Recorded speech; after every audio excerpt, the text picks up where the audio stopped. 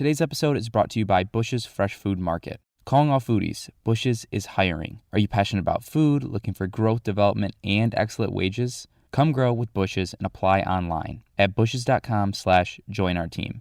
That's Bush's, BUSCHS.com/join our team. From the Detroit Free Press, I'm Emma Stein with today's Free Press Voice Briefing. It's Friday, October 28th, 2022.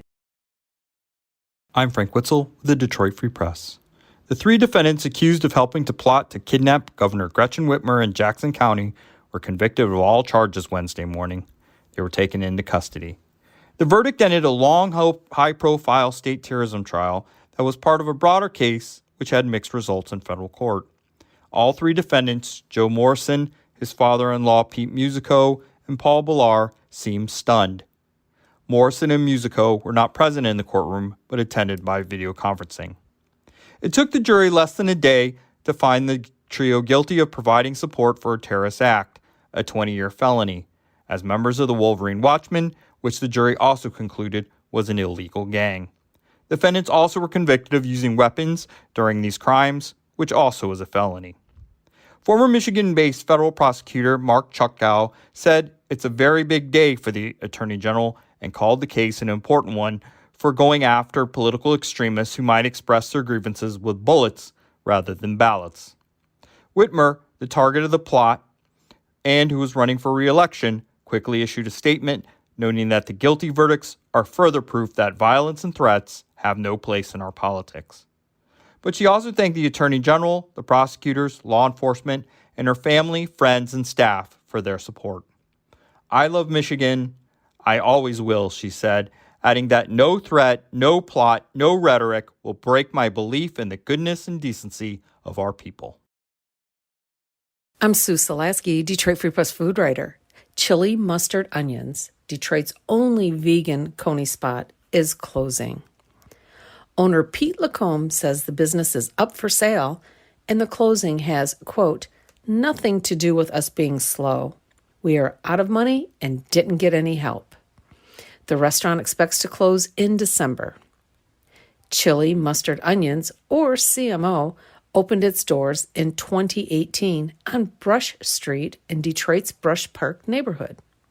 Like most restaurants, business was not good in 2020 and in 2021 because of the pandemic. The restaurant cut staff and number of days opened to 4. Earlier this summer, famed NBC Today Show host Al Roker broadcast from Detroit. Roker also filmed a segment on Detroit's Coney hot dog history that included stopping at Chili Mustard Onions. After tasting the signature chili-slathered Coney dog at Chili Mustard Onions, Roker said, quote, that's really good, especially the chili. The restaurant at 3411 Brush Street is open 11 a.m. to 6 p.m. Wednesday through Saturday. I'm Kirkland Crawford with the Free Press Sports Department, getting you set for the biggest college football weekend of the year here in the state as Michigan State visits number 4 Michigan on Saturday night at the Big House. You know all the storylines by now.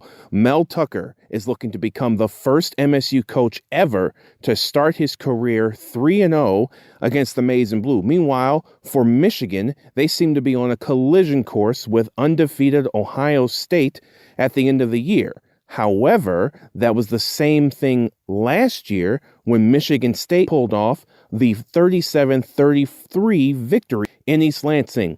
This year, the Spartans are 3-touchdown underdogs. Will we see the upset in Ann Arbor? Stick with us all weekend at freep.com and in the Free Press for all your coverage. For more stories from the Detroit Free Press, be sure to check out freep.com. That's FREEP.com. Have a spooky Halloween weekend, and we'll see you on Monday.